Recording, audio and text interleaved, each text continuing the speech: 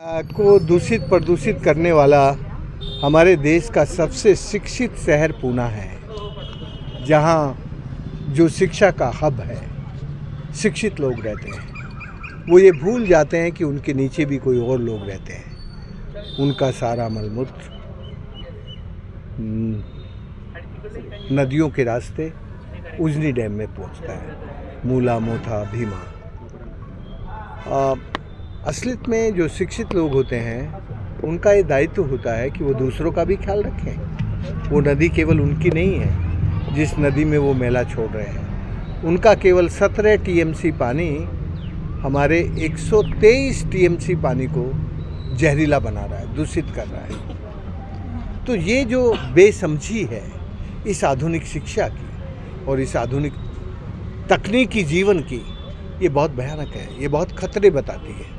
और अब जो नई तकनीकें आ रही हैं वो तो इससे भी ज़्यादा खतरनाक है। इसलिए मैं इतना ही कहूँगा अपने सोलापुर के सेठकारियों को कि वो प्राकृतिक खेती पे आए।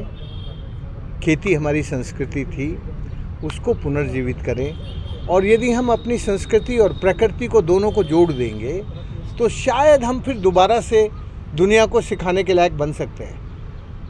Really, we can make a global teacher for my country.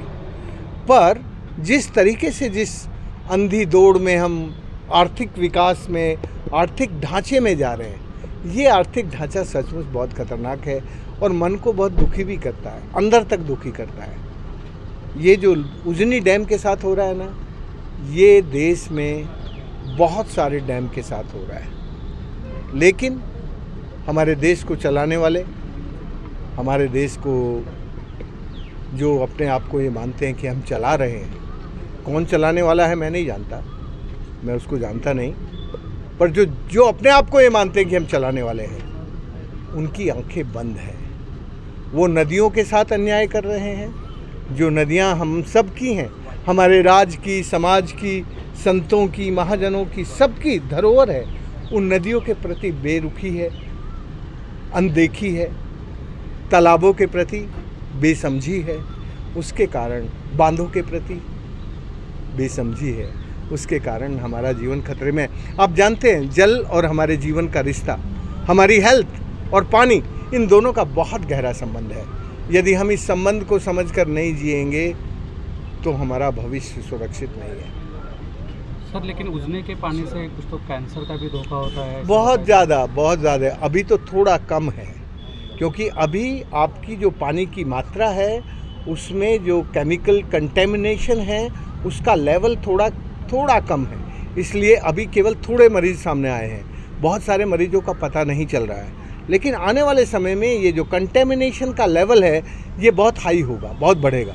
और फिर तो अभी तो केवल पीने वालों को होता है, फिर उसके पास जो जाएंगे उनको भी होगा, क्योंकि क्रोमियम की मात्रा इस पानी में जैसे जैसे कंटेंट बढ़ेगा वो बहुत भयानक होगा। उजनी प्रदूषित होऊ नये म्हणून जशी पुणेकरांची जबाबदारी तशी शासनकर्त्यांची जबाबदारी अधिक आहे, असं वाटत नाही का आपल्याला?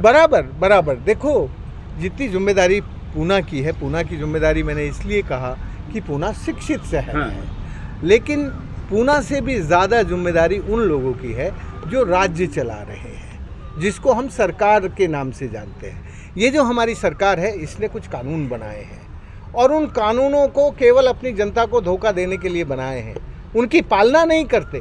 यदि उनकी पालना होती तो उजनी में गंदा पानी नहीं आता और उजनी एक अच्छा जीवन देने वाला तालाब बना रहता। हमारे कानून में, हमारे संविधान में, और संविधान के बाद जितने भी हमारे water pollution control act, water conservation act, जितने भी एक्ट बने उन सब में प्रोविज़ो है बचने का, लेकिन उनकी पालना नहीं होती। उनके जो सब राज चलाने वालों के जो दोस्त लोग हैं वो सारी गड़बड़ियाँ कर रहे हैं, सब गड़बड़ियाँ, जितनी भी गड़बड़ी कर सकते हैं। और जिनको थोड़ा बहुत राज से डर लगता है वो या तो अपना उद्योग बंद कर देते हैं या फिर थोड़ी बहुत यदि उनमें हिम्मत है तो खोज लेते हैं बचने का उपाय। नहीं तो ये जिम्मेदारी जब कोई कानून बन जाता है ना, तब समाज की कम रहती है, तब राज की जिम्मेदारी ज़्यादा होती है, क्योंकि कानून तो राज ने बनाया ना, तो जो बना रहा है वही पालना नहीं कर रहा, इसलिए जिम्मेदारी राज की भी है। उजनी का जो कार्यक्षेत्र है वहाँ कुछ कैंसर के केसेस बढ़े हैं, ऐसा कुछ आपका सर्वे हुआ है क्या इसके बारे में? कल हम लोगों ने एक पब्लिक मीटिंग की थी, 3 घंटे मीटिंग चली। वहाँ के लोगों ने बताया कि अब दिन ब दिन हमें जो रोगी हैं, जिनकी जांच करा रहे हैं, ज़्यादातर कैंसर के रोगी निकल रहे हैं। मैंने कोई अध्ययन नहीं किया, लेकिन जो लोक अध्ययन है, एक इतनी मोटी रिपोर्ट कल एक टीचर ने हमें दी, उसकी बनाई हुई थी, उसमें भी ये बात बहुत ज़ोरों से उभर कर आई है। मैंने अध्ययन नहीं किया क्योंकि मैं तो कल आया था बहुत दिन के बाद। मैं पिछली बार जब उजनी गया, मैं चौथी बार गया कल उजनी में, पहले 30 साल से बराबर जब से जा रहा हूँ। लेकिन मुझे दुख है, आज की सरकार भी और पहले की सरकारें भी, इनको पानी जीवन की प्राथमिकता नहीं दिखता। जिस पानी से हम बने हैं ना, वो उनके जीवन की प्राथमिकता नहीं है। उनके जीवन की प्राथमिकता वोट है, और वो वोट के लिए कुछ भी करने को तैयार हो जाते हैं। उनको वोट मिलना चाहिए, और यदि वोट ना मिले तो एवी में कुछ गड़बड़ करके उसमें से बन जाते हैं।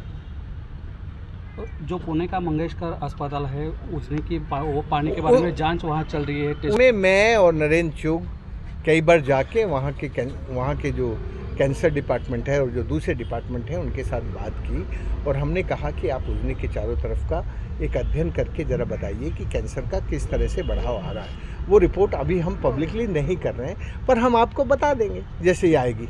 हाल ही में इंडिया पाकिस्तान के हालात जो है तनावपूर्वक रहे हैं, उसके अंदर इंडस वाटर ट्रीटी जो है उसके बारे में भी फैसला लिया गया, तो आप किस तरह से देखते हैं? देखिए, मैं इसको ऐसे देखता हूँ कि हर ट्रीटी का रिव्यू 30 साल में होना चाहिए। हमें 60 साल हो गए, तो रिव्यू होना ही चाहिए। और इन्होंने जो निर्णय लिया है, वो निर्णय को हमें स्वागत इसलिए करना चाहिए क्योंकि इससे हमारा जो उस पानी पर 80% हक है और हम उसका 20% यूज कर रहे हैं। तो हम कल ने, परसों ने, या आने वाले समय में अपने इस क्लेम को कर सकें कि भारत को भी पानी चाहिए। जिस ज़माने में ये ट्रीटी हुई तब हमारे पास बहुत पानी था, सारा पानी हमारा 6-7 नदियों का सारा पानी पाकिस्तान जाता था। हमने थोड़ा पानी लेना था, हमें सतलुज का लेना था, रीवा का लेना था। इस पानी को रोकने के लिए हमने भाखड़ा नागल बांध पाकिस्तान में बनाया, और उस वक़्त वर्ल्ड बैंक हम पर दबाव डाल रहा था कि आप इस ट्रीटी को करो, साइन करो, नहीं तो हम पैसा नहीं देंगे। उस वक्त ये ट्रीटी जो बनी, उसको मैं गलत तो नहीं कहना चाहता क्योंकि मुझे कोई हक नहीं है गलत कहने का, बट उस वक्त में शायद हमने अपने बातों के लिए मजबूरी में साइन किया होगा, नहीं तो भारत ने कभी ऐसी 80-20% पे ट्रीटी पे साइन नहीं किया। Thank you.